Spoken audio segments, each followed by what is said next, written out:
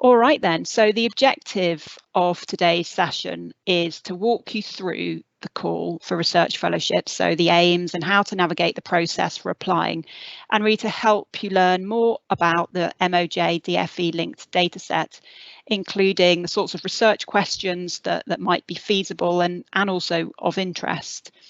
And most importantly, to try and answer as many questions as we can to help you decide whether and how to apply. Okay, so our agenda for today, we're going to have a short background, then an introduction to the data, as well as hearing from some of researchers funded by ADR UK who are using the data already. Then we'll have a break for questions so far, and then come back to a session on how to apply, and more questions again at the end. Okay. So there have been lots of us involved in developing this call, and everyone's here today and will be presenting or here to answer questions. So I think in the essence of time, I'm going to ask my colleagues to introduce themselves when they present, or also to feel free to introduce themselves in the chat also. But this is very much a collaboration, and we're really pleased to be working in partnership on this. So let's get stuck in then with a bit of background quickly. So ADR UK links together data held by different parts of government for accredited researchers to use. And by doing this, we're enabling both government and researchers to gain a clearer understanding of the UK's most pressing social issues so that policy can be based upon the best possible evidence.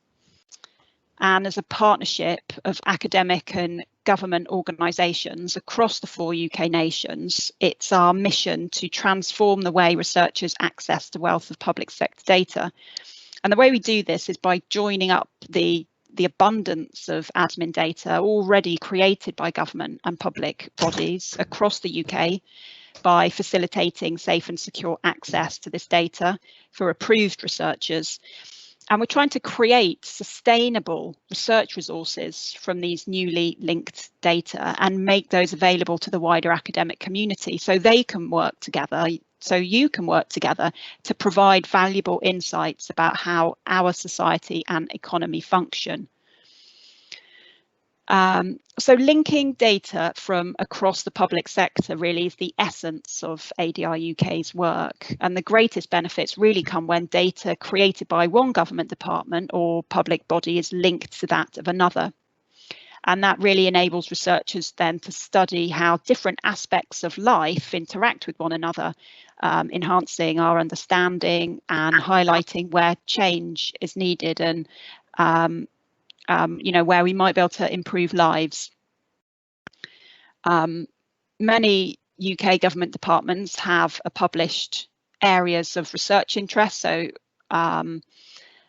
yeah, their research interests sort of declared publicly, and our work is designed to complement and address these and kind of wider priority research interests, especially where there's a policy relevance. And the data we create then is shared with researchers, and that's always de-identified. So when researchers access the data, any elements in the data that could be traced back to individuals, like names or contact details, they've always been removed. And so what's left is just a set of attributes, if you like, individual attributes, along with their recorded interactions with public services. And that allows for relationships to be analysed, and is really useful for identifying trends across society, but not much else. So our main partner when we're working with England's data is ONS, and they link and they store data for research access in their secure research service. It's worth saying, though, perhaps in the instance of this data, that has been linked entirely by MoJ and DfE, and it isn't currently featured in the ONS SRS catalogue.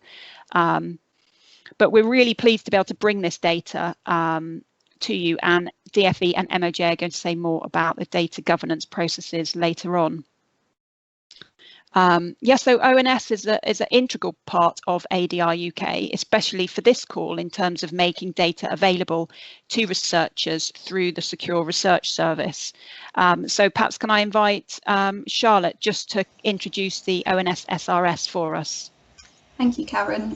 Yeah, I think Karen's given a really good overview of what it is we do and our part in the partnership. So to give you a bit of an overview on the SRS, it's what is known as a trusted research environment. And it's where we make the data available to you all, and it's where you'll access the data. We do that through the 5 Safes network. And just to break those down for you a little bit, so safe people, that's all about kind of you guys, but us as well. So making sure that everyone is trained and is accredited, and I'll go through that in a bit more detail later on. Safe projects, so we make sure that the projects being used are for valuable ethical research, and that it's, you know, delivers really clear public benefits. The safe setting, so we make sure that, you know, the technology behind the system is extremely safe. And then outputs, so for the outputs, that's all about making sure that when you kind of publish your data and you want to get it out, we make sure that it can't identify data subjects and apply all of the disclosure rules necessary to ensure that. And safe data, so as Karen's already gone through, that's really about making sure that the data is de-identified and safe for people to access. Thank you, Karen. Okay, great stuff. Okay, so just to say a bit about what we're doing here with the research fellowships. So ADR UK is increasing the available lake of linked and de-identified admin data, and our goal really is to ensure that we unlock the research potential in that data by bringing it to the academic community as soon as we can. So along with promoting our ADR UK data catalogue, this research fellowship scheme also provides targeted funding for researchers. And we want to use this to foster the right conditions for policy relevant research, to increase the chance of informing change and public benefit. And also, still as a pilot investment, we're still really seeking to really showcase what the data can do as we continue to make a case for ongoing engagement and building trust around linking and sharing admin data for research. And as well, we want to learn from the early use of these data. We want to capture the insights about the data as well, so we can continue to develop these data as really useful research resources for others to benefit from as well in the future. So this is the second in a series of research fellowship calls that will be kind of launching over the next year or so. Each one's going to be promoting a different priority data set, and all the research fellowships will be developed in close collaboration with ONS and with the relevant data owners. There are some complexities in gaining secure access to this data, especially when there might be multiple data owners, but that's something that as part of this scheme, you know, we aim to try and guide you through. Some data linkages have been accessible for a while to a select few academic institutions, but what we're really trying to make these data available to all researchers now, to level the playing field, and we want these opportunities to be kind of open to early career researchers as well. Yeah, so we're really pleased to promote the MoJ-DfE linked dataset today through our research fellowship scheme. Just quickly, there's 3 core objectives. These are all set out in the call documentation, but just in brief, we expect proposals to cover 3 points. Useful research, really we're looking for research to be able to demonstrate policy relevance, and whether that's substantive research or whether it's more exploratory research. So we're always going to try and shape some policy questions with key stakeholders to advertise with the calls, so you can respond directly to those, or you can suggest your own questions, but we will be looking for evidence for where there is demand for those research insights, and that could be, you know, perhaps in a letter of support or a public document that you reference. And secondly, on useful data, so this covers the data development and documentation research fellows can do to support these linked data being used by others in the future. So this might include kind of suggested improvements to metadata, publishing code. It might involve developing new research concepts, for example. And thirdly, around engagement. So there is also the expectation that fellows will undertake stakeholder and public engagement. But we will also support fellows to do some of this as well. And I'll cover that in the second half of today's talk about how to apply. So I hope that helps by way of a background and introduction. And now we just want to get into talking about the data. So can I invite Kirby and Chris to introduce the data?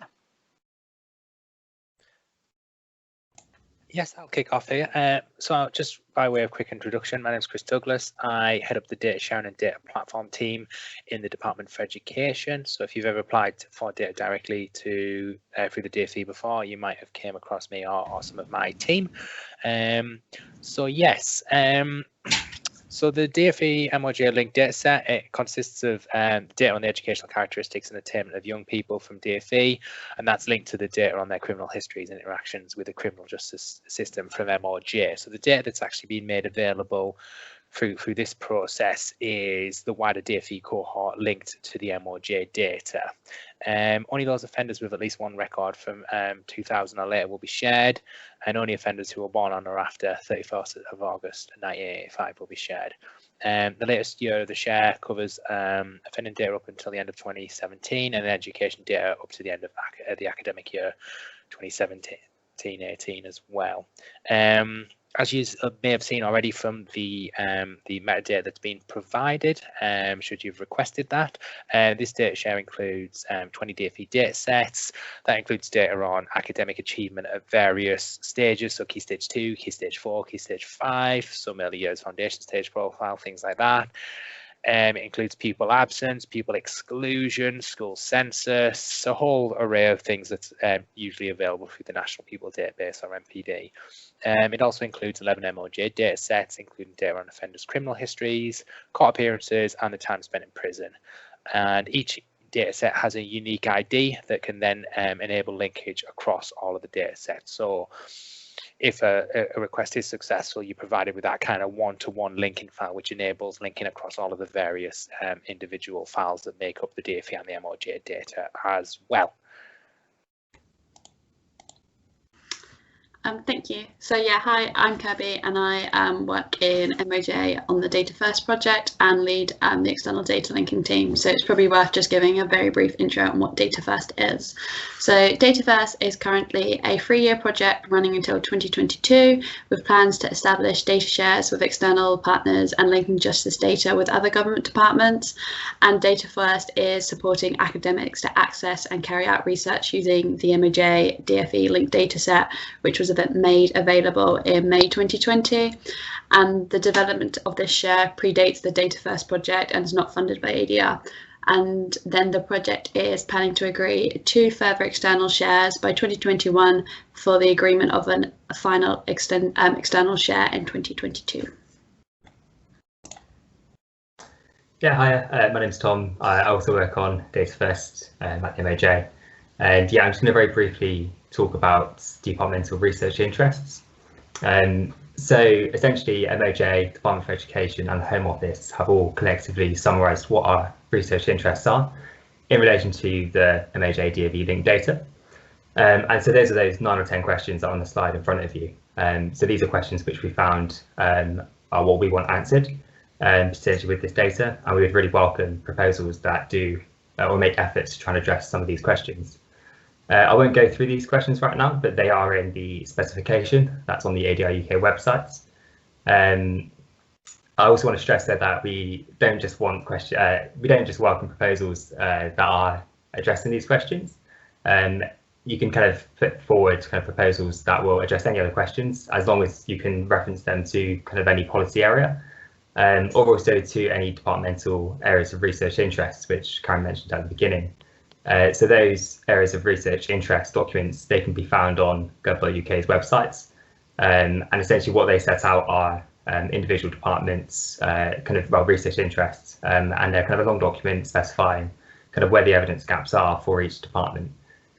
So essentially, yeah, the takeaway from this slide is essentially these are some questions that we find that we want answered, but also if you have any other kind of questions or research ideas which aren't on this slide, then we also welcome them, but please reference them to any kind of policy or areas of research documents. And more broadly than this, we will welcome kind of any proposals that sort of look into the relationships between educational and criminal justice outcomes, or anything around kind of the drivers of offending or kind of the impact of any interventions or policies as well. But yeah, like I said, this is kind of outlined in the specification as well, so I won't just go through these questions right now. Okay, excellent. Thanks very much, Tom. All right, so can I introduce then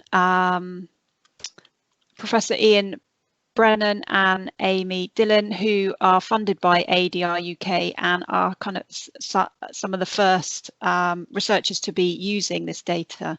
I'll go first. Hi everybody, my name is Ian Brennan. I'm a professor of criminology at the University of Hull. Amy and I are just going to talk about some work that we've been doing on behalf of ADR UK in the Home Office. We're doing some test runs on the MoJ-DfE data sets, trying to describe what is and isn't available. And the overarching goal of the project is to see if we can use these data sets to evaluate an intervention.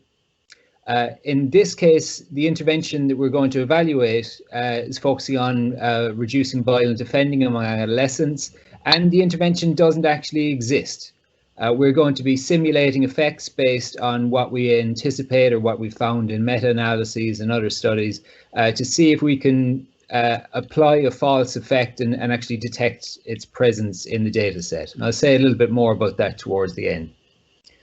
In the course of this work, and I think the main value for fellow applicants is what we've learned about the process of selecting variables, the quality and the coverage of the data sets, how to link them, and we've talked quite a bit about how they might be used, and so we'll talk very briefly about this, and there'll be a chance for questions later on. I should say that Amy and I have different roles in the project. Although I've been thinking about how we might use the data sets, I've only ever seen the metadata for this project. I've never seen actually looked at the data itself, just metadata. But Amy has been working with the data set for several months, so she has a much better working knowledge. So you may want to direct questions accordingly based on that information.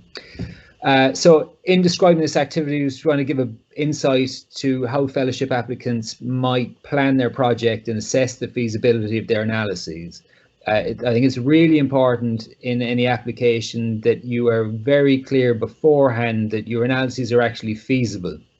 I would imagine that reviewers will be looking for confirmation of this, and you don't want to end up in a situation where you've requested lots of data, but the years aren't there for you to actually do the analysis. So it's really important that people plan that carefully. Okay, so we are interested in evaluating a simulated intervention that looks at violence, specifically a non-randomized intervention. So in order to do that, we need to match people who are likely to be eligible for a type of intervention, match them on a set of variables that are contained within the data set to simulate selection into the treatment condition. In doing that, we've worked up a document that describes the quality and the coverage of the linked data sets for the variables that we have chosen. As we're interested in violent crime outcomes, it's essential that we have well-linked information on educational data and that we are clear how the linkage process might have affected any inferences that we can make. Data, for example, data on serious violence is contained within a few places in the MoJ data sets with, to an extent, varying quality.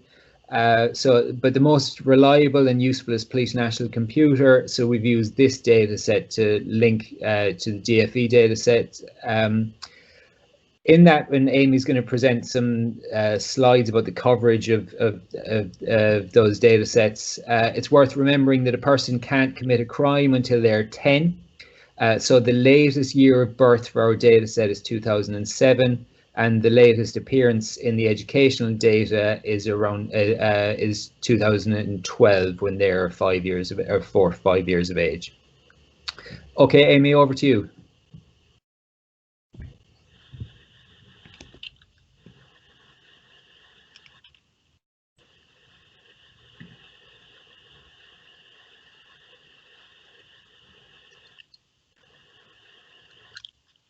Amy, if you're there, you're talking, you're on mute.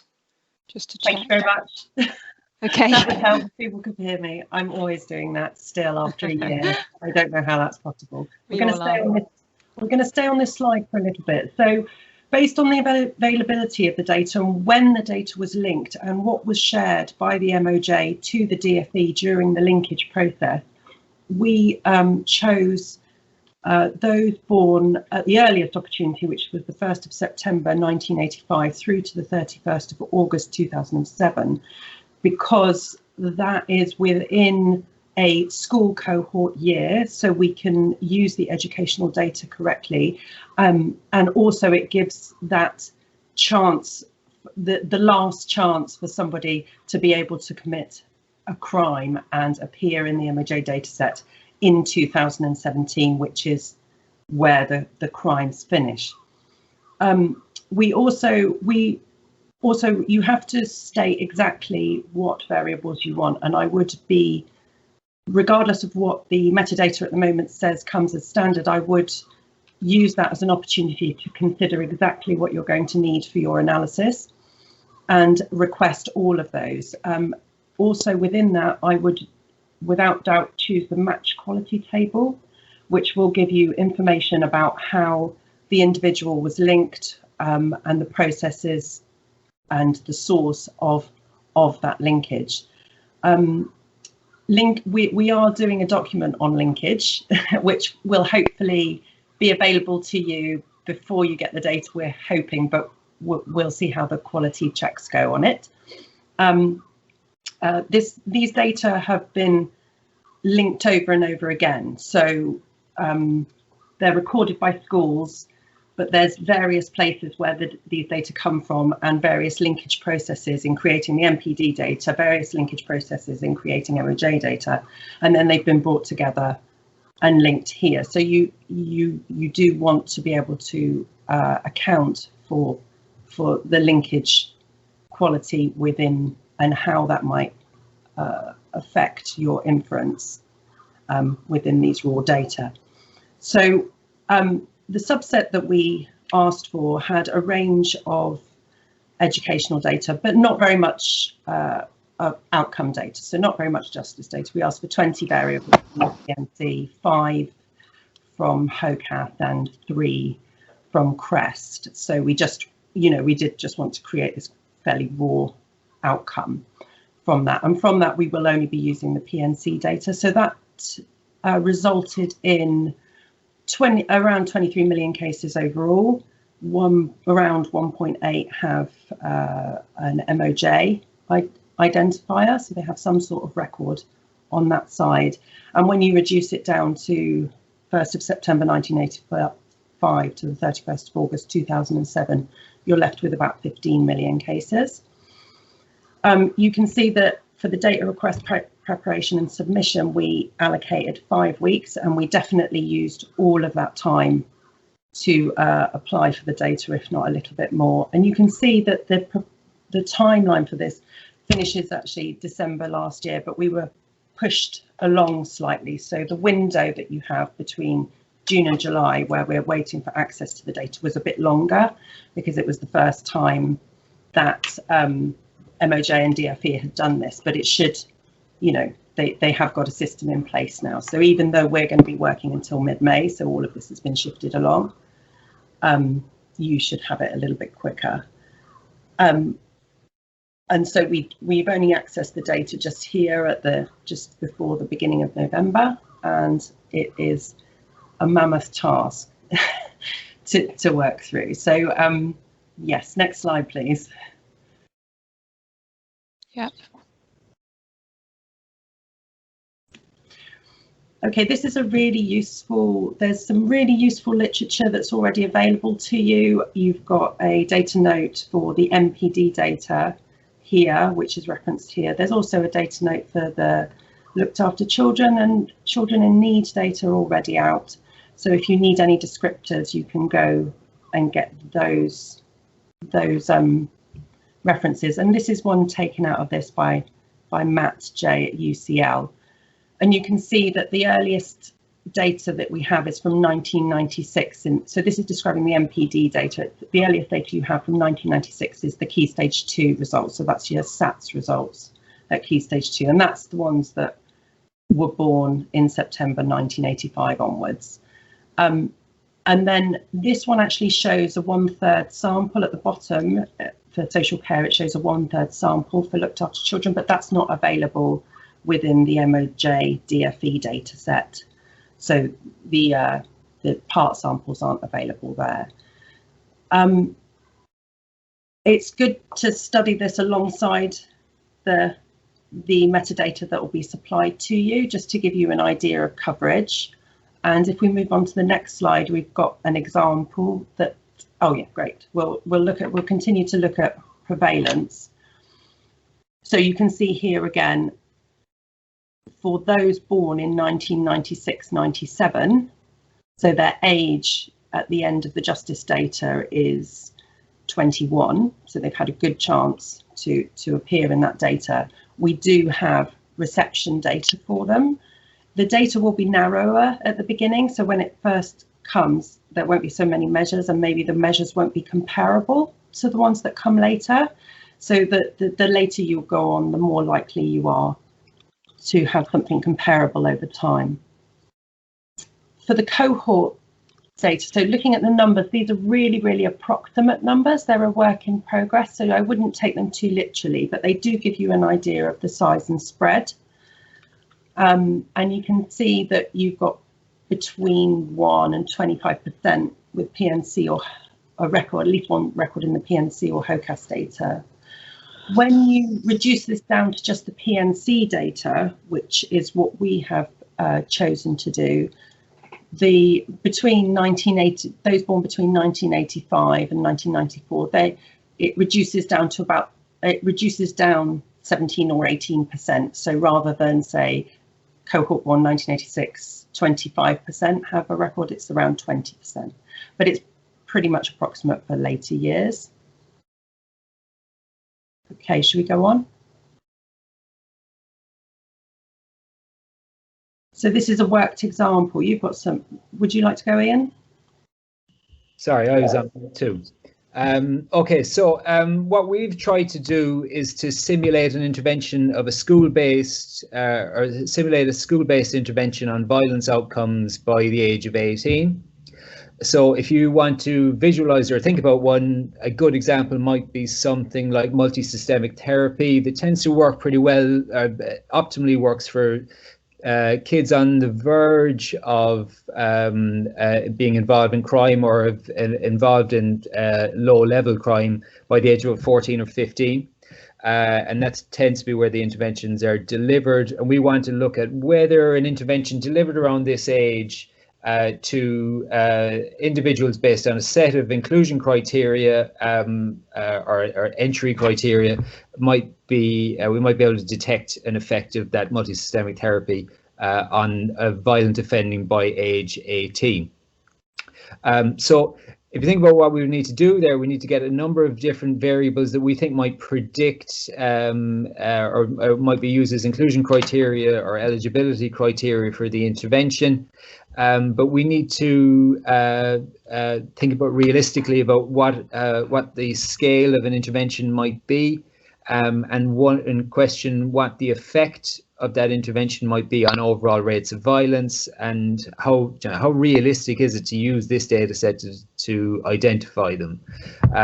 So we are working through the different variables and different data sets at the moment to see what's feasible and what isn't. And one of the things that's really coming across is and really important for applicants, I think, is to be very clear about when different data sets began, what their coverage is, and to make, you know, did they begin at a national level? Are they covering all the population? So, for example, the CIN-CLA data set for a few, if I recall correctly, for a few years only has 1/3 sample.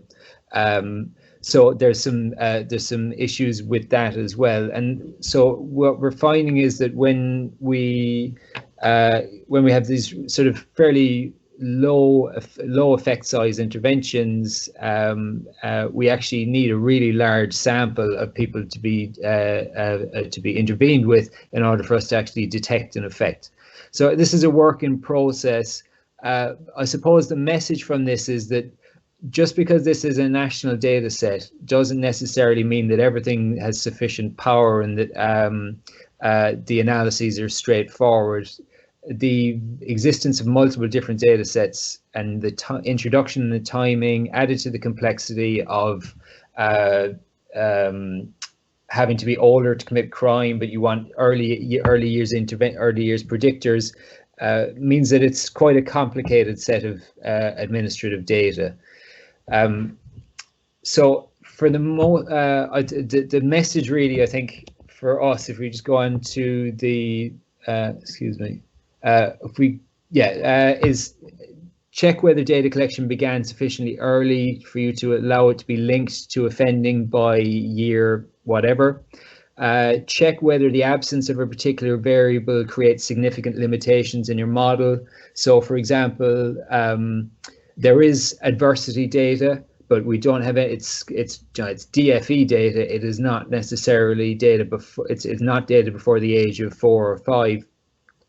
So there are things that might be missing in there. So think very carefully about your theory and what is essential to your model. Amy is, as I said, building comfortable timelines to allow for obstacles in variable selection, data access, and cleaning. These are data sets, not a data set, singular. There's a linkage requirement in there, and don't underestimate that, I think. Amy, was there anything else? Yeah, just that it's raw data, 344 tables of raw data. And, you know, it holds, I'm really excited about using administrative data, and I hope that you are too, and that's why you're here today. I don't want to put you off, but yeah, just plan it properly and work systematically. And yeah, I'm excited. I'm very excited. I think we should go off questions. Brilliant. Thank you so much, Amy and Ian. And I hope others have found that really insightful to hear about your experience.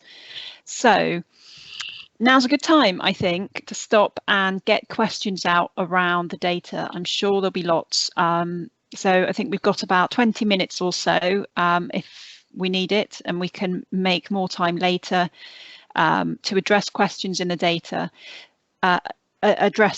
questions about the data and anything else you've heard so far. So can I encourage you, please, to put your questions in the chat? We've possibly got a few already.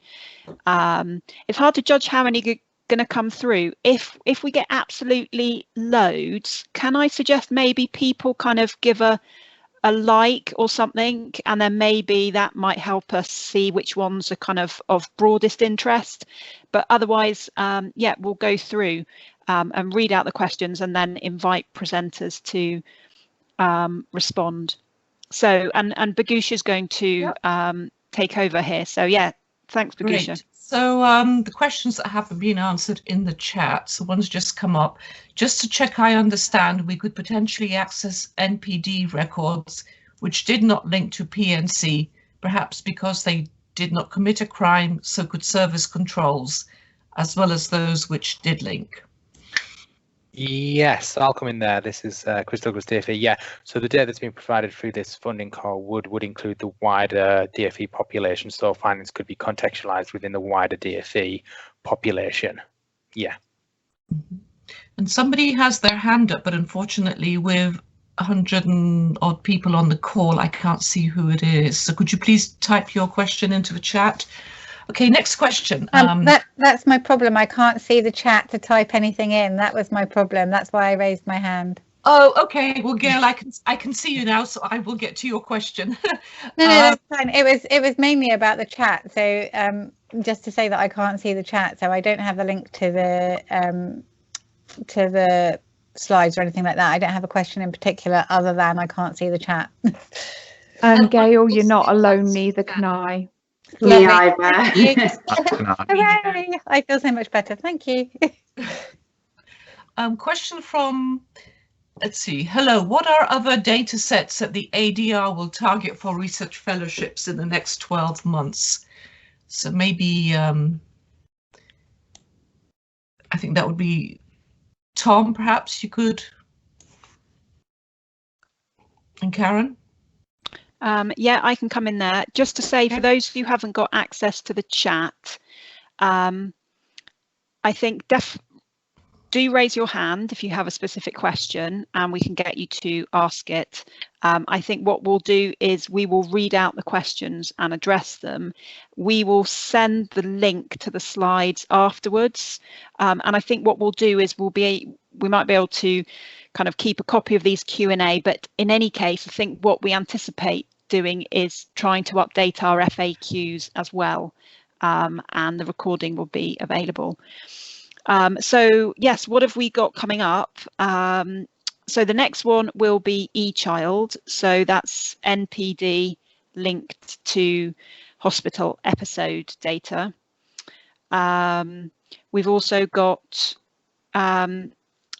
we're working, and Tom might want to say more about this. We've got a program that we're funding with MoJ called Data First, and Kirby mentioned this. So as well as kind of looking to do external linkages, MoJ data linked to other government department data, Data First is also focusing on linking data across the justice system. So that's family, civil, criminal courts data. So we've already linked the criminal courts data, the magistrates linked to Crown Court data, and then we'll be linking additionally prisons data and family data in due course. We've also got ASHE linked to census, so that's the annual survey of hours and earnings linked to census, and growing up in England, which will be the National Pupil Database, also linked to census. There's some other linkage going on in Scotland of different childhood variables. So you can see all the linkages that ADR UK are working on our website. But Tom, did you want to add anything? No, I think you captured that well. Just in terms of Data First and justice-related data sets, I think over the course of the next 12 months, as Karen mentioned, we're hoping for some prisons linked data, maybe later in the year some probation linked data as well. And then also hopefully later this year we'll get family data out and a potential funding call for that too. Okay, thank you. Next question, does this fellowship apply only to those currently employed by a university or academic research institute? Yeah, thank you for that question. This is something I know currently, yes, that is what the call specification says. Yes, that you need to be have a contract with a UK higher education institution or a UKRI independent research organisation, of which there are a few and you know who you are. So if that isn't a familiar phrase, then probably not. But I am aware that UKRI are considering bringing in eligibility criteria for a broader set of public sector organisations, for those that are kind of involved in often kind of providing service to government. So I'm currently trying to find out a bit more about this. So can I take an action to find out whether or not we are able to, in this call or hopefully future calls, extend our eligibility? But at the moment,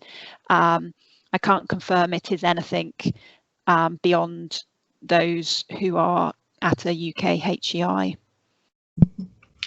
Can I just jump in for a moment? Just someone's written in the chat that if you can't see the chat box in the Teams app, it might work in the browser. So anybody who can't see it in the app might want to try moving into the browser. Just a suggestion.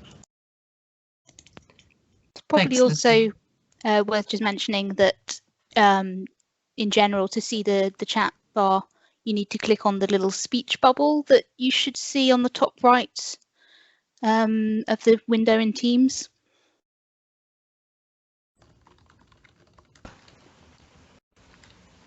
Great, thanks, Kylie. So next question is, a couple of people have asked about this. They'd like to know more about the variables in social care. So probably Ian and Amy. Probably Chris. Oh, Chris. So variables on that are all listed within the metadata file. So individual breakdowns of exactly what data items are available in that. Are there any examples we could give, Chris? Are we talking about looked after children in need data? So the two data sets within the linked asset are the children in need data set and the children looked after data set. So bit difficult to say exactly because what variables are available because there's hundreds of them, but yeah, all of those are listed within the metadata. Okay, great. I have a question here. Are you able to confirm if police forces are allowed to bid for this money? Police forces, did I hear? Mm-hmm. Yes. So at the moment, I hope my answer addresses that question. So at the moment, there would need to be the funding would need to go through a UK HEI. So I think we can kind of, if there are any particular questions after this call, particular applicants want some further clarity, please do get in touch. Like I say, I'm also trying to explore whether we can broaden that, but the funding needs to travel through a UK HEI. That's how it currently stands. Okay. It mentions the research fellowship is available to early researchers as well. Does this include individuals who do not yet have a PhD? So I think there are criteria for early career researchers. Hang on, let me see if I can even get those up. I'll try and get that slide up. But Louise, I don't know whether you want to jump in there. Hang on. Because there's a second question. I'm currently a PhD student around 6 months off submission. I just want to check that in keeping with the flexible ECR definition you provide, this doesn't in itself make me ineligible to apply. So there are 2 or 3 people who've asked that question. Yes, you can apply without having your PhD yet. Okay. Thank you, Louise. Thank you. Can a university department put an application for a fellowship in, then if successfully funded, advertise for an RA?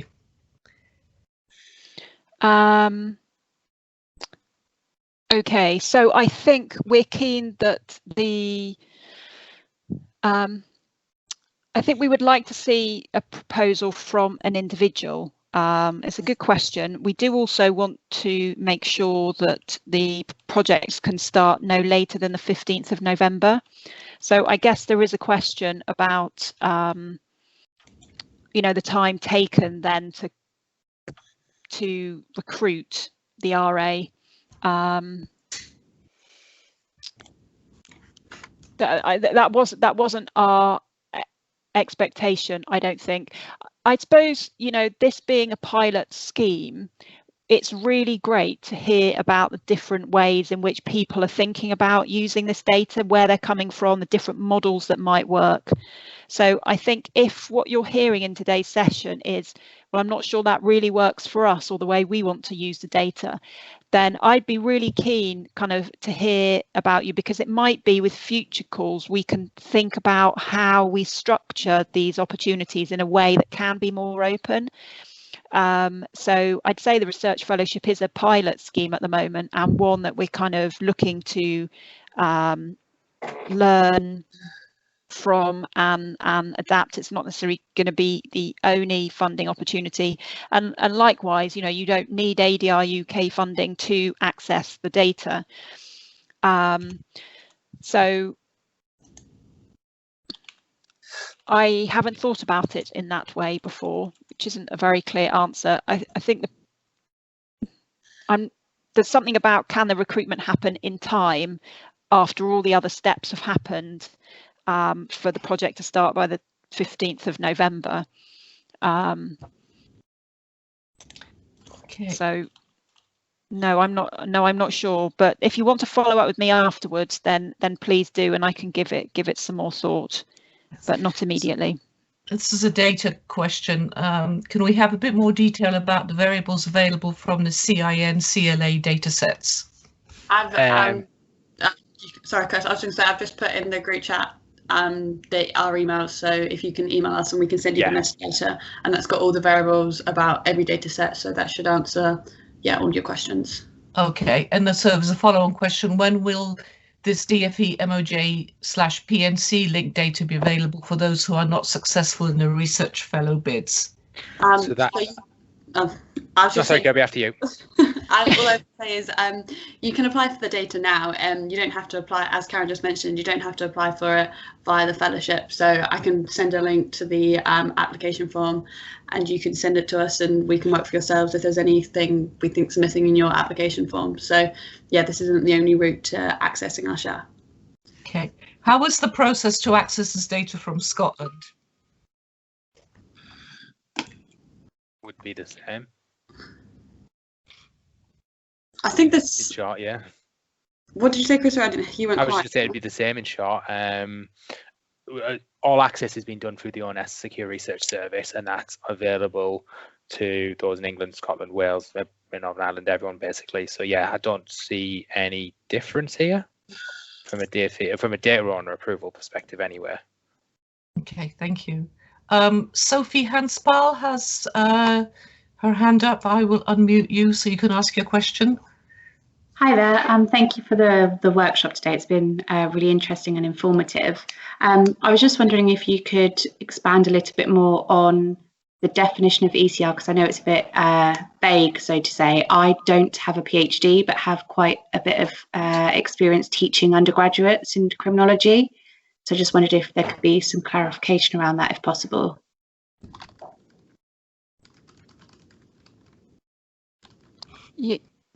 Louise, is that something you can address in terms of the criteria for early career researchers?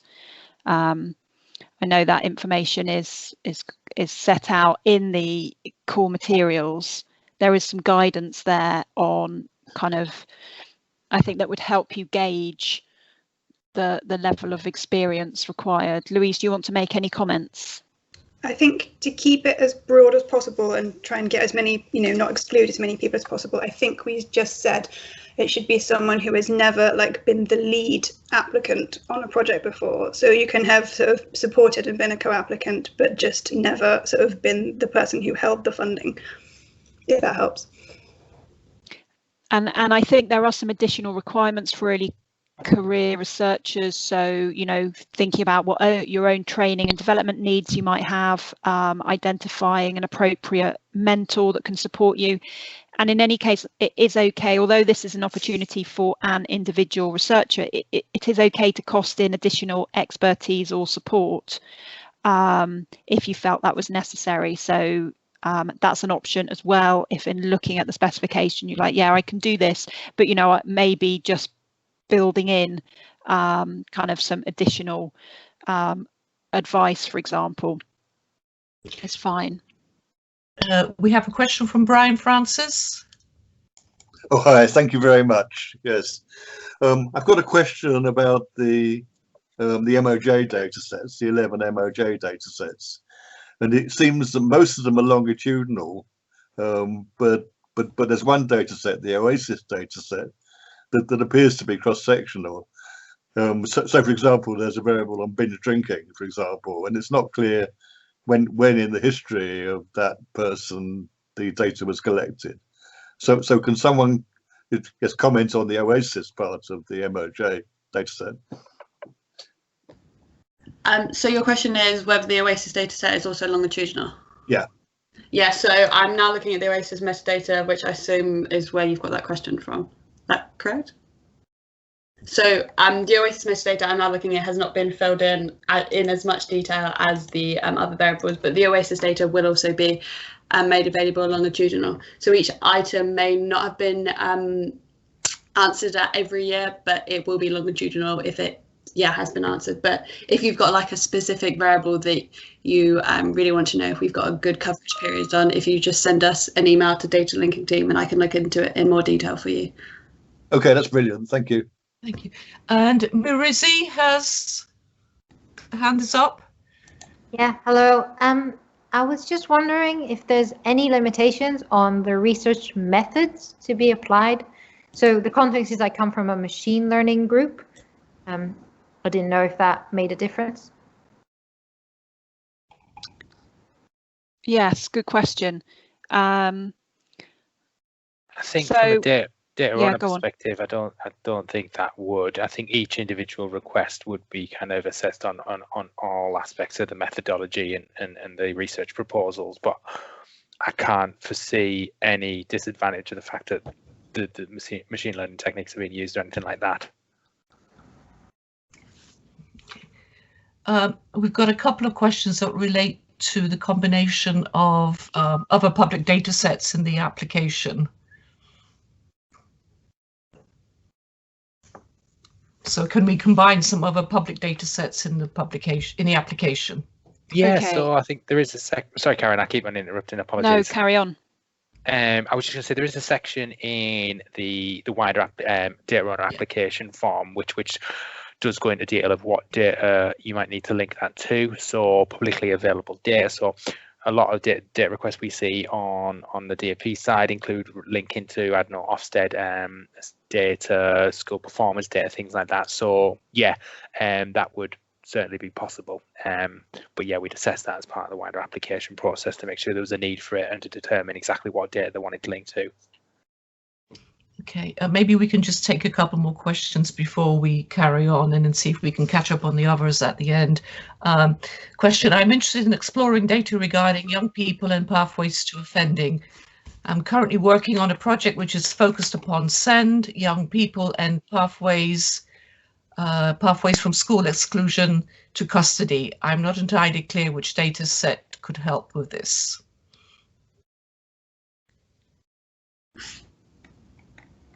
Can I answer that? It's Amy. Yeah, go ahead, Amy. Mm-hmm. Yeah, so you'd need all of them.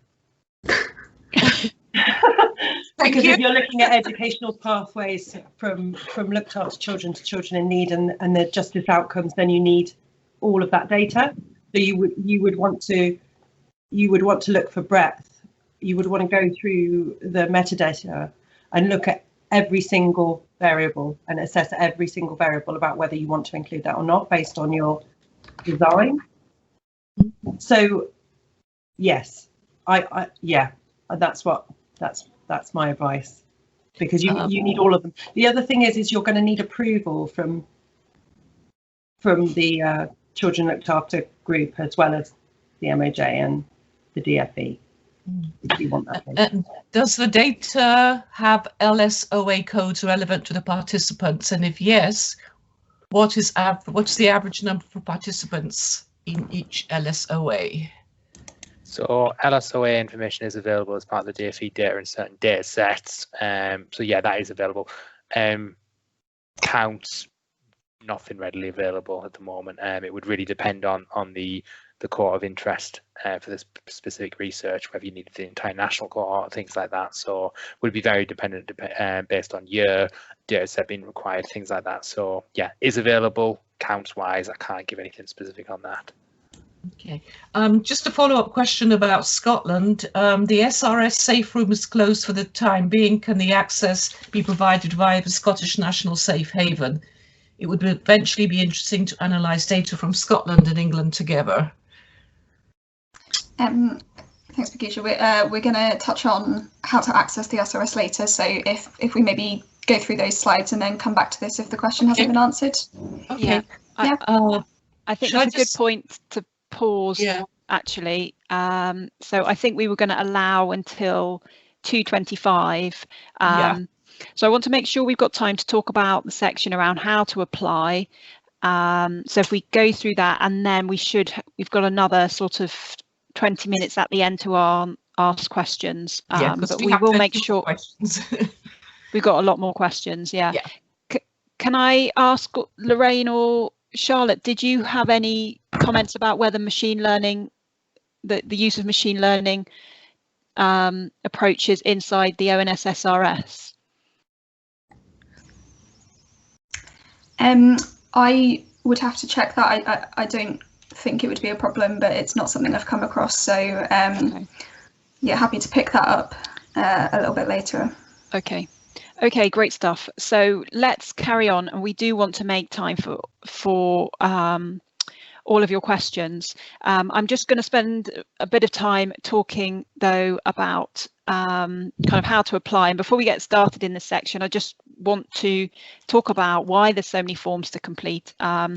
Mainly this is to ensure there's safeguards in place and that data is accessed securely and lawfully. But please don't be put off by these forms. That we do want to provide the support to you to navigate this process. So the JES form is to enable ADR UK to make a decision about which proposals to fund. The SAD form is to gain the necessary data owner approvals through MoJ and DfE governance processes. The RAS form is to apply for accredited researcher status, and the AOC form, which stands for Assured Organisational Connectivity, is to apply for secure remote access to the data. Okay, so we're going to go through what this means in a bit more detail. But first of all, just to describe a little bit about the applicant journey. So all applicants have to complete the JES form and the first two sections of the SAD form by the 31st of March. And then the first two parts of the SAD form will have a light touch review by MoJ and DfE. And that will provide some feedback to our funding panel around this question of feasibility. And perhaps identify any particular data owner concerns that ADR UK might want to be aware of. And then the JES form is reviewed in parallel then by the ADR UK panel members, who will then meet to make a funding recommendation to ADR UK in around July. And then hopefully we'll be able to inform applicants by mid-July. And then if you've not been successful in ADR UK funding, like we said, we'd still absolutely encourage you to continue your conversations with MoJ and DfE and ONS to gain access to the data. You don't have to have ADR UK funding to do that. And if you have been successful, then your award will be conditional on three things. So firstly, getting final data owner approval from MoJ and DfE. And for this, you'll need to complete the remaining sections on the SAD form by the 23rd of July. Second, you need to be an accredited researcher if you're not already. So that's where the RAS form comes in. And we encourage you to book your training up well in advance and ensure that is completed in good time. And third, you need institutional AOC in order to securely access the data. And Charlotte's going to talk more about this. And once you've got then your final data owner approval, then your award letter will be prepared by ADR UK, your data extract will be prepared by DfE, and your ONS project space will be prepared by ONS.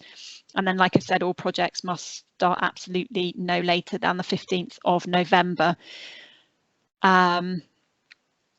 And then depending on how many applications we get, some of these timeframes might be might necessarily have to shift, but I think that kind of gives a good aim. So, okay, I don't want to spend too much time talking about the JES form. I think this is probably the part of the application that is most familiar. There's a whole section of guidance on the JES form.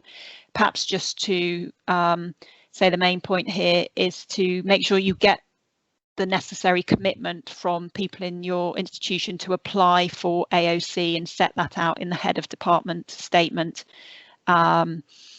And Charlotte's going to talk about the different ways you can access data, but at the moment it's really just through remote access because of the kind of lockdown situation. Yeah, and just note there are some specific requirements for early career researchers. I won't linger, I don't think, on this slide either, so we can spend more time on questions, but yeah, we've got 5 criteria. They're all set out in the documentation. That's for the funding decision, and just to note again that the funding is conditional on final data owner approval. Okay, so yeah, I'll pass over again to Kirby and Chris then. So yes, this one is with me. So back over to DfE. So in summary, to obtain a project approval from the data owners, so in this case it's both MoJ and DfE separately, you've got to complete our application form for the secure access data with the lovely acronym SAD. I promise it won't make you sad though. So as part of the initial triage, we only need you to submit the first 2 sections of that form, because both DfE and MoJ will only be doing a light touch review at that stage, so we won't be taking it through to our formal governance panels before you've actually had the funding approvals. So yeah, we do ask that at the first stage you only fill out the 2 sections of the form. That being said, if you did fill out the wider sections, we won't look at those, but we can't stop you if you want to kind of do that all in one fell swoop. So yeah, so if you then received conditional funding, you would then go on to complete the full form, which would go for full review via our data access panels. For the MoJ side, the data access group, or DAG, which is comprised of MoJ analytical professionals, will evaluate your request and make a recommendation to the data access governance board, which is DAG-B. That's chaired by MoJ's chief statistician, and this board will have a final decision on whether the data will be shared. So that would happen alongside the DfE side of things. So within DfE, we've got a dedicated team of case workers who would evaluate your request and make a recommendation to the data sharing approval panel, DSAP, and that scrutinises every application for personal, child, pupil, learner and workforce data, and that meets weekly and is made up of a number of senior analytical staff from across DfE as well as non-DfE members. So yeah, in summary, prior to getting funding, we would just ask that you fill out the first 2 sections of the application form, and longer term, once that funding has been approved, we would then ask you that you fill out the full form, and that would go through our formal governance panels, both in DfE and MoJ. And to get approval, you would need approval from both parties as well. I will hand over to Kirby on the next slide. Thank you. Yeah, so I'm just going to give a very brief run through of the application form. So yeah, there's various sections, and the first section is application details. So this section of the application form just asks for basic contact details of the requesting organisation and researchers, and then it just asks additional information concerning the relationship between the requesting organisation and any other organisations. And then the next section is project details. So as Chris mentioned, the various data panels scrutinise applications to ensure all external requests for individual data are legal, ethical, proportionate and secure. And so this is a key section for consideration of whether the project proposal is in line with the permitted uses of data and in the public interest. So these are the 2 sections that are required for the light touch review, which should be submitted at the same time as the JES form. And then the following sections are required if you've received conditional funding approval, and so funding decisions are provisional pending MoJ's and DfE's full review of the fully completed form. So other sections are GDPR, so we ensure all external requests for individual data comply with data protection legislation.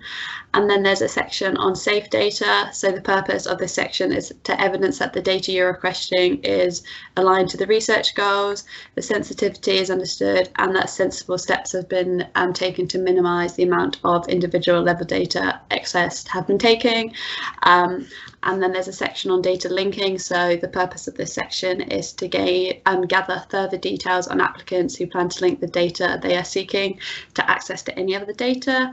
And then there's the final section is just on the ONS Secure Research Service. So just to gather further details on applicants applying to access the requested data through this avenue. So if we can move on to the next slide.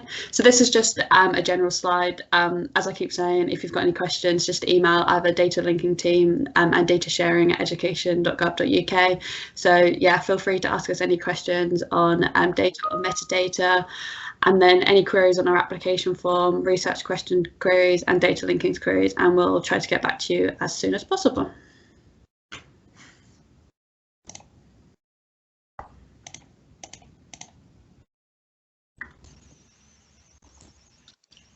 I think you're muted, Karen, but I'll take this one if that's okay. So one of the other things you'll need to do in order to access this data is become an accredited researcher. Now to do that, there's some criteria that you have to meet. So you need to have an undergraduate degree which contains a significant proportion of mathematics or statistics, or be able to demonstrate at least 3 years of quantitative research experience, and the form will ask you to do that. But you also have to undertake training with us, agree to be included on a public record of accredited researchers, and also sign the declaration. So in order to apply, there's a link in the presentation which you should be able to access, and that will take you to an online form to fill in, and once you've submitted that and it's been checked, you can sign up to a training session. These are currently held virtually and they tend to last about 3.5 hours. And then following that, you'll need to complete an online assessment. Your accreditation will be valid for 5 years once you've completed it, and every 5 years you sort of do a little refresher. So that's a little bit on how you become an accredited researcher, but I think probably a more pressing concern for people is how to access the data. Thank you, Karen. So traditionally, there are 3 ways you can access data in the SRS. So you would usually have the ONS safe rooms and ESRC safe pods. The ONS safe rooms obviously are closed at the moment, as are the safe rooms which are hosted by other organisations.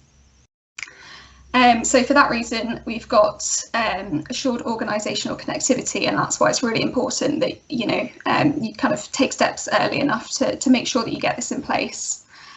So what this means is that you can access the SRS through your organisation. So it would need to be through a computer owned by, wholly owned by your organisation or institution. We currently have 62 organisations that already have AOCs in place, so it's definitely worth getting in touch with us to check whether your organisation already has one in place. And in order to get that AOC in place, there's kind of certain criteria that your organisation has to meet in order to make sure that the data is being accessed safely.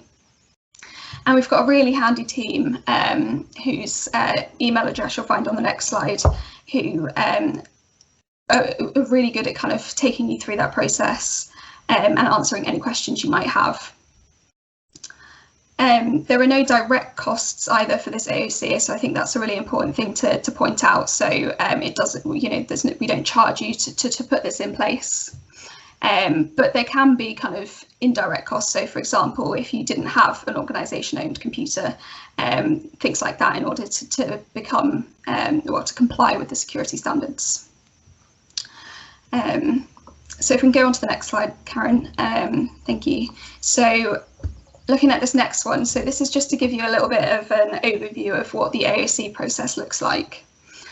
So the first step really is just to contact our SRS connectivity team, and they will send you an AOC pack, and that contains lots of useful information on what an AOC is and how your organisation can become compliant. And it contains the forms that you'll need to fill in as well. So I won't go through this process in too much detail because hopefully it sets it out quite nicely. But what I hope it captures is that the team will be, whilst it is sort of on you guys to kind of get your organisation to agree to it, the team is there for you and will kind of meet with you regularly to make sure that they can answer any questions you might have and make sure that that you do get that in place. So happy to take questions on that later if anyone has any, so do just pop them in the chat and I'll try and get around to those. Okay, Excellent, brilliant. Thanks, Charlotte. And I'll try and wrap up quite quickly now so we can get back to the questions. So I think the last couple of slides really were just highlighting, there are some outputs and expectations of the fellows. We very much support a dual publication approach, so supporting academic publications, but also making sure that we've got easily digestible outputs for government policymakers and wider society as well. So there's details about what those outputs need to look like, to kind of user-friendly outputs, and also to outputs around, we've kind of called them data explained. We'll provide some more examples about what they might look like, but in terms of being able to summarize and record the learnings of the data as well. In terms of public and stakeholder engagement, that obviously depends exactly what you're doing. The public engagement as a minimum should involve involvement in our Data First user representation panel.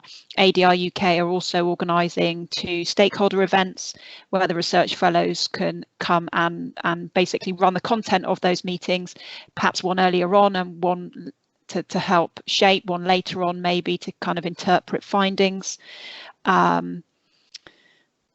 And we've got a comms and engagement team as well that can support fellows. So there are some expectations, but there is also support on hand to make sure kind of, you can meet those at a minimum level. Some more information here about our user representation panel that's set up for Data First, which is really about a panel of individuals that represent those people that kind of exist within the data. Okay. There's a slide there just to recap on key dates, but I think we've talked about that obviously making sure you've got AOC in place and your accredited researcher training is essential, and projects must start by the 15th of November. Lots of people here to support you, so please do get in touch. We've made the slides available. We'll make them available also, perhaps those who don't have access to the comments. I think we can email out if you were registered for the workshop. So we'll do that within the next few days as well, along with a recording. But Bagusha, can I come back to you and we'll spend the rest of the time going through questions? Sure. So question, could someone please direct me to the descriptor document on looked after children? I think we've already covered that. Yeah, I'll say once again, request the metadata and that'll give you all the information that you need. Okay, there are some more questions here about how you define an early stage researcher. I believe that we covered that, and there is information in the specifications about the definition.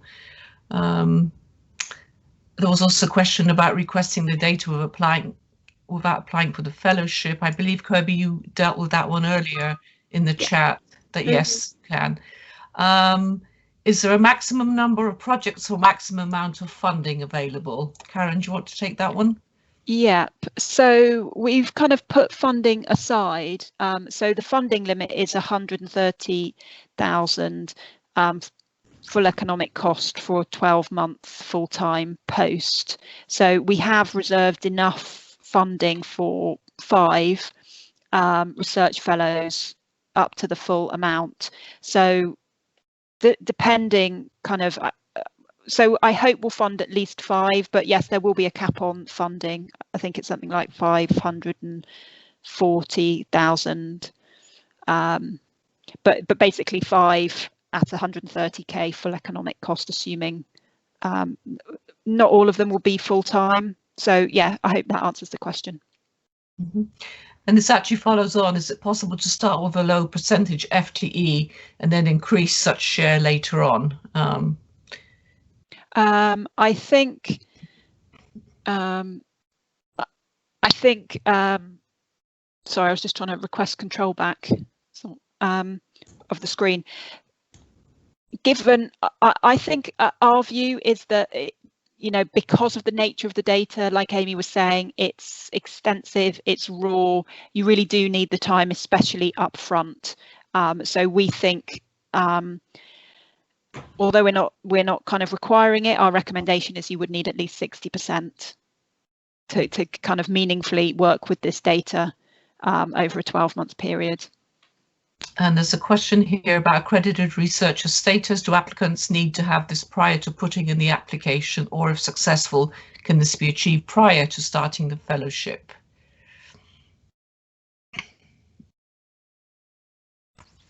Hiya, so ideally applying as early as you can, just to make sure that you can get through, you know, that you've done your test and all of that is fantastic. It does need to be in place by the start of the project, because you won't be able to access the data in the SRS without it. So the earlier you do it, the better, but there is room for, I think we put the end of September on the slides.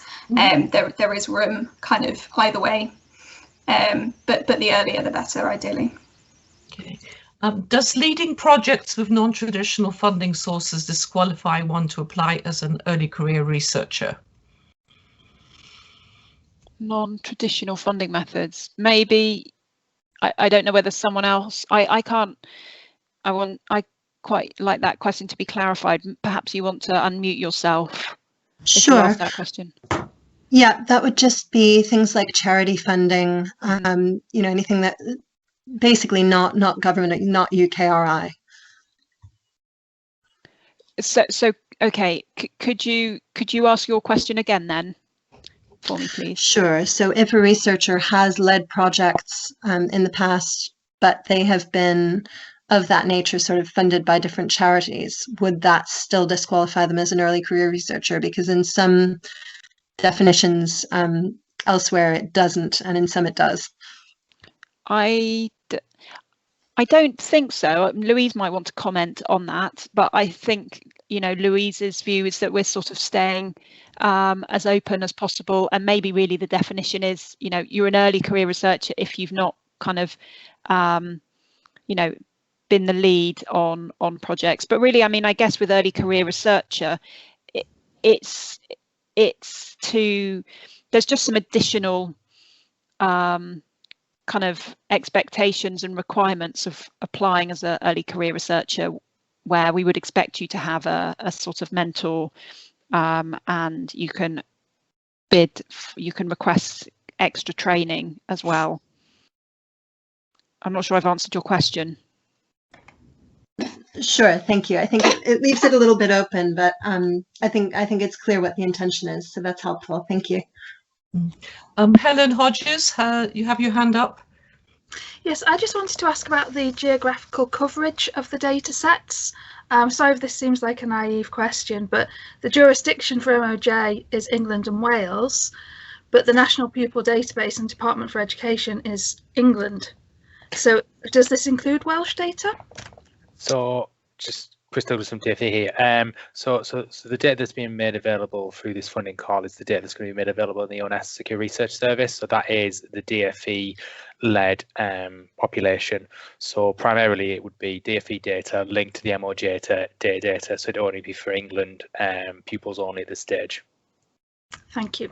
Well, can I just say though, you do get all the offences. So the data includes offences from Northern Ireland, if there's a linked case, because yes. So if that was a pupil that appeared in the MPD data, irrespective of where that offence took place, they'd be in there. Yeah, correct. Yeah. Great. A more general question: could we have a list of people who have experience with either of these data sets or both to help plan future collaborations? I don't have this experience, but conduct research on antisocial behaviour and educational outcomes in children and adolescents. So is that about collaborations, or is that about a training need? That's from Jennifer Allen. Is Jennifer still there?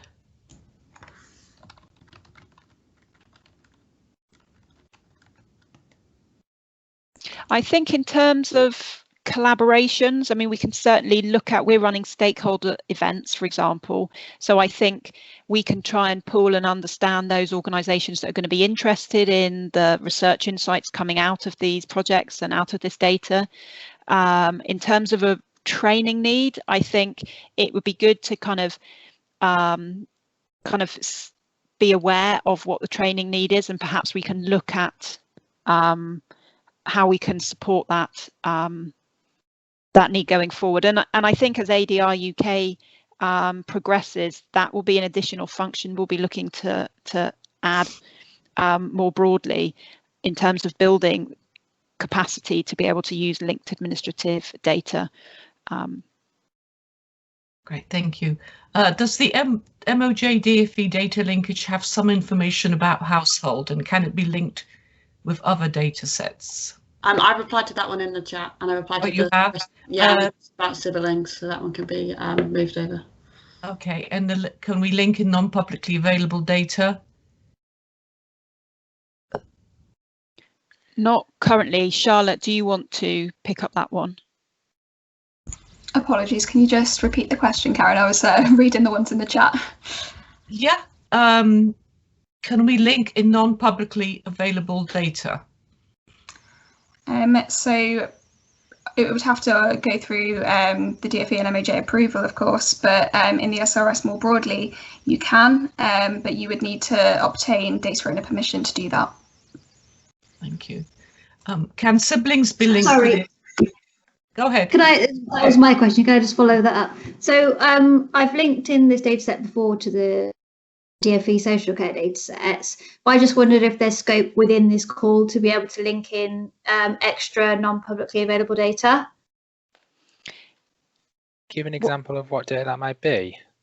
Yeah, so we've linked in referrals to secure accommodation, to looked after child and CIN data previously. So, I mean, so the application form does include provisions for potentially linking to both publicly available data and personal data as well. So I suppose if that was something you wanted to explore, you reference it in the application form, and we can assess that as part of the wider application, I suppose. But yeah, I suppose it is possible, but we would ask questions around kind of, okay, what date will that be? Have you got the relevant permissions to link that data, things like that. So there's questions related to that, but it is something we could explore. Yeah, I think the way the call specification is currently described, it is not allowed, and in part I think that's not to say it's not possible, and I think in part it's just we weren't really at the stage where we could throw it open. When you link in a third source, you've then got a third data owner and potentially a third approvals process, I think. So I think that, and I guess there's a question, we would need to be sure that the right data owner approvals both on DfE and MoJ were satisfied, but also the new the third source, for example, who was the data owner and what was their view, and might this slow down the project start? So I think there's just an added layer of complexity. I mean, it's absolutely something, an approach we want to support and enable. I think for the purposes of this call, we hadn't kind of set it out there sort of publicly as we can definitely do this, because we're very much kind of learning as we go. But it sounds as if there's an invitation from Chris to put that out there. I mean, it might be there's a way of kind of putting your proposal together that could have a, you could have an either or. Do you know what I mean? You could kind of set it out, and if there wasn't approval for the third linkage, then maybe your proposal could still be considered and supported regardless. So that might be one way around it. We could possibly, look at further extensions if your initial project was successful, for example. So we want to allow that kind of work, but I think we haven't broadly kind of opened the gates at this stage, because it just adds another level of complexity, and we do need to make sure projects deliver. I think another really important thing to note on this is that data linkage itself can't happen in the SRS because the data is de-identified. So you can match data, but you can't link it on things like name and address and such. So it would depend on how you were going about it. Yeah, so as part of the application form we've designed, we asked the kind of the questions around that, because it would need to be, DfE would need to do that linking prior to it being made available in the SRS. But I think, just touching on it, kind of what Karen said there, if the linkage to wider non-public data isn't part of ADR. It's something that we could explore longer term, because I think it's already been mentioned as part of this call, but we are making the data more widely available. This ADR UK funding call is just one of many ways of accessing that data. So it is something we could maybe explore longer term. Okay, thank you. The call for specification mentions potentially having project partners. Could you please provide some more information about what partners would be expected to do? I have a third sector organisation who might be interested, but not sure how to approach it.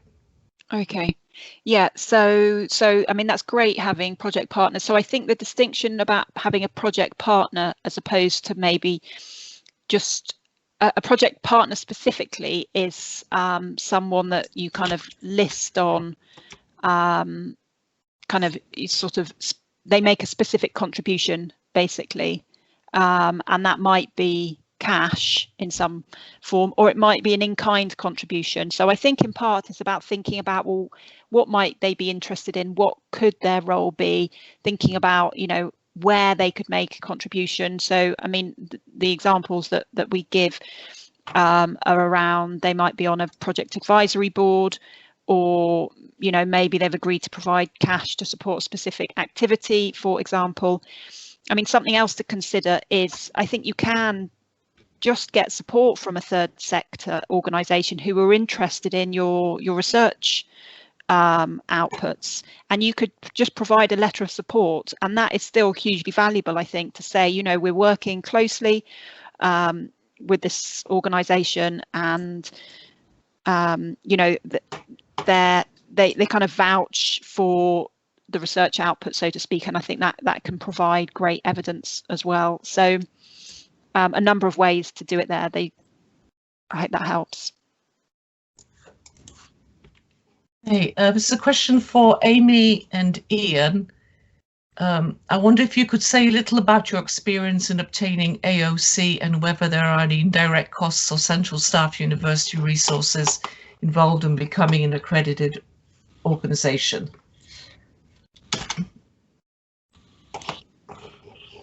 Amy, do you want to take that, because I'll get it wrong? Yeah. So can I just clarify something with the ONS?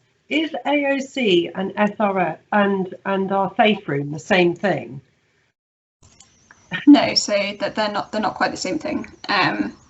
It may be, and I would have to check that you require one to get a safe room. It's probably quite a similar process, because obviously they've got to make sure that the environment is safe and such, but they are different. Yeah. Okay. I'm just going to add to that. Sorry, yeah. So the safe rooms, we've got them at standard ONS web establishments, sort of Fareham in Hampshire, Newport and London.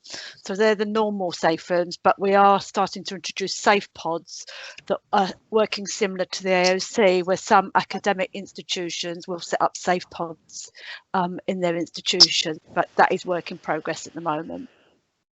Okay, thank you. I notice it's 3 o'clock. We said we'd conclude at 3 o'clock. So formally, I just want to say thank you to everyone for joining the call, for all the presenters, for kind of sharing this information. Please do request the metadata. Please do get in touch with your inquiries. We will be going through these questions, making sure that everyone's had a response. We'll be updating our FAQs and sending those out in a couple of days. I'm very happy to stay here online for a little bit. If others from other organisations are, please do. Otherwise, do post your question in the chat box before you leave, and we'll do our best to get a response to you. So thank you so much. And yeah, formally, I'd like to say thank you, and I'll close the session, but I will stay here, and if others want to carry on firing questions, then we'll see who remains. Okay, so shall I carry on with the questions? Yes. If any of our partners, I'm going to have to disappear from a DfE side. But Karen, if there's any other questions that need my input, feel free to ping those across there, and we can maybe do like a bit of a follow up and a wrap up on those. Yeah, great stuff. Absolutely. Oh, so if thanks. any partners need to leave, that's absolutely fine. That's absolutely Thank you so fine. much. Thanks, Bye now. Chris. Thank you. Bye. Okay, so we'll try the next question. Given the data includes both complex care data and justice data, is it in scope to bid as a joint fellowship with an expert in care partnering with, say, a criminologist? So that's a question about, can people pair up? Basically, I mean, I'm actually increasingly drawn to that idea, I think, and we were talking recently about maybe, you know, we could think about having a kind of more experienced researcher with a less experienced researcher as well, and that to be a way of capacity building. So the way the call is set out at the moment, that isn't exactly in scope, no. So that's probably not the answer that you want to hear, but I think we do need to go away and think about, you know, the different ways in which people want to come at and use this data, and whether this funding opportunity fits or not, and whether or not, you know, we can think in the future about how to kind of extend and widen the opportunity. There is the ESRC Secondary Data Analysis Initiative as well. So, I mean, that is open to team applications, to collaborations. You can request more funding over a longer period of time, and that's always open. So that's another route that you can consider as well. Okay, let's see.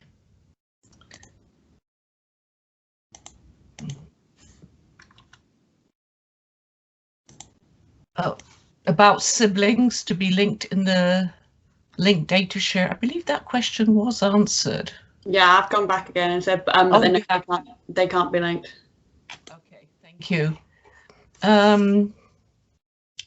Okay, let's see. Yeah, I just see your question, your answer. Okay. Okay, I have ONS AR status and had organisation approval for using UK Data Service Secure Portal. Is this the same organisational approval needed for the ONS portal? So I don't think they're the same thing. The UK Data Service and the ONS SRS are separate. But do get in touch with us, and I can have a look into that in a bit more detail. But I think you will still need AOC approval. Okay, thank you. Is there any personal data available, e.g. home addresses, school names? So there won't be any personal data available, such as home addresses. There is URN in the DfE dataset, which will reference the school that they went to. Okay, thank you. I think we covered earlier that there is some LSOA level information available, and that's based on the home address of the pupils. So you'd be able to match on sort of local area information. Okay, I have a question here. Could I please ask a follow-up question re OAC? This is from Sarah.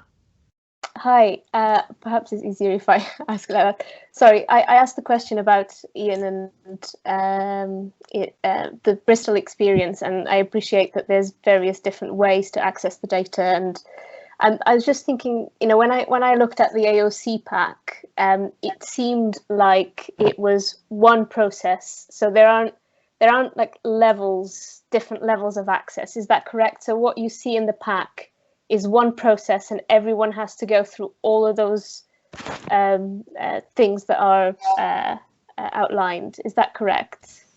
Yes. Yeah. Okay. So because I think there is because different institutions have these different forms of access, there was a little bit of confusion about whether, you know, there's the room and then there's the pod and then there's, so none of that. It's what's in the pack and that's it. Yes. Great, thank you. No problem. And do just drop us an email if you've got any other questions, and we'll make sure we can answer those for you. And I think this might be the final question. Is there any information about parents' education and some household characteristics? No, there's nothing about their parents or their parents' education. I guess the only thing that would be in there would be free school meal eligibility. and more recent years pupil premium eligibility.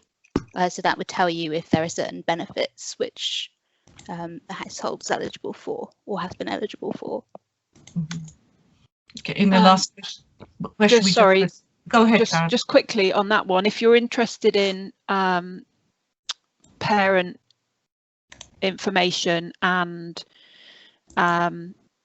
education, sorry, I can't see the question now. Oh yeah, household characteristics. You might be interested in growing up in England when that's completed, which is education data linked to census data. So then you do begin to build up a picture of the household, and the educational background of the parents. So I hope that's helpful. Look out for that one. It doesn't have the police data in. And the follow-up question, how about postcode? Does it have information about postcode? Again, that would be at the LSOA level, so the lower super output area. So that's an aggregation of several postcodes that's slightly less disclosive. Okay. Are we talking about the postcode of the school there or the postcode of the child? The child. The child. child. You've got an Adachi score which includes the postcode of the child. So there is a little bit of information that's based on home postcode in there. Okay. And then there's a follow-up question from Van Fan, but can we request this? I think this refers to... Oh, the growing up in England. Yes, in due course. So later this year, hopefully. Yes, there is more detail on our website. So if you look at ADR UK growing up in England, you can find out more about it, definitely, but it's not available for research yet. Okay, and that's the final question that we have. Okay, great stuff. So just before we go then, can anyone flush their question back to the top if for whatever reason we've accidentally skipped over it, or raise your hand? Hello, could I ask a question, please? I'm very, very sorry about this. Of course. So yeah, I'm blind, so I can't use the chat. So I just thought I'd wait.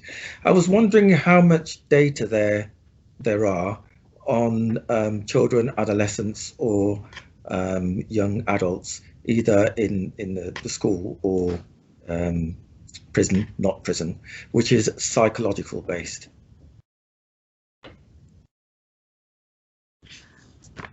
I'm not sure if I understand. And what do you mean by psychological based? Well, I'm a lifespan developmental psychologist, and I would be interested in looking at whether there are psychological predictors of the outcome for children. And with a large data set, it should be able to find quite small effects, but there would need to be some psychological data. In prisons, there are tests. Yes, sites at school. Yeah, so we'll have, from an MoJ point of view, we've got the OASIS metadata, which asks questions on their psychological behaviour and things like that. So if you email us, I can send you over the metadata, which details in there about the OASIS variables and the information in there. Okay, fantastic. Thank you. Thank you. Great. Okay, anyone else out there that has not been able to see the chat and would like to pose their question? Hear me? Hello? Yes, we can hear you. Go ahead. Hi, good afternoon. Nice presentation. Just a question regarding research accreditation. Mm-hmm. Does that only apply to quantitative research, or can qualitative researchers be accredited? So I think Charlotte's just dropped off. I don't know if Lorraine is still here. So I think the criteria are something like if you have an undergraduate degree or higher with a statistics or mathematical element, or 3 years of quantitative experience. I would contact ONS. Unless we've got someone who can answer that question on the call still. But I would ask definitely. Please don't assume that it wouldn't be okay, because so I would make sure you get the answer for your specific circumstances. Thank you. I have done some work with ONS and some other organization, because I'm a clinical criminologist, but I have never come across the question of accreditation before until today, to be honest. So hence, I thought, well, maybe I should investigate the possibility. Yes. Because that will allow qualitative researchers to participate in some research, especially with my mental health background. Yeah, I think it sounds worth exploring, definitely. So do contact ONS and look also at the details on the kind of RAS form as well. Thank you. Thank you very much for your help. Pleasure. Okay. Any final questions? Okay. Nothing else appeared in the chat, Bagusha, did it? No, it didn't. Okay, well, great stuff. Thank you so much. Thank you. And I really hope that was helpful. I'm sure you've got more questions still, or perhaps questions will arise. There's a table with email addresses, so think about what your question is related to, and email the relevant organisation. And yeah, we wish you well with your applications, and please do get in touch if you need to. We'll send out the recording and update the FAQs in the coming days. So thank you very much, and I'm going to end the session now.